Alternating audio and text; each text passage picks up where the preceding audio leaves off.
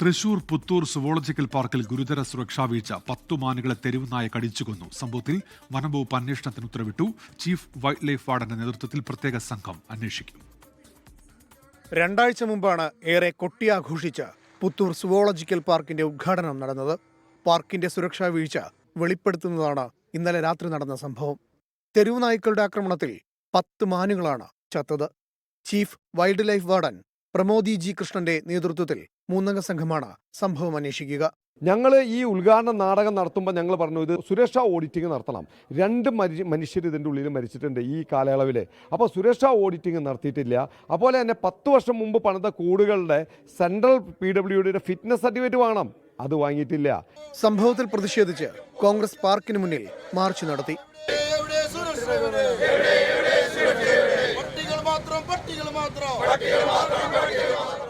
സുരക്ഷാ audit പൂർത്തിയാക്കാതെ park ഉദ്ഘാടനം നടത്തിയെന്നാണ് ആരോപണം. മാനുകളുടെ പോസ്റ്റ്മോർട്ടം നടപടികൾ തുടരുകയാണ്. 24 തൃശൂർ.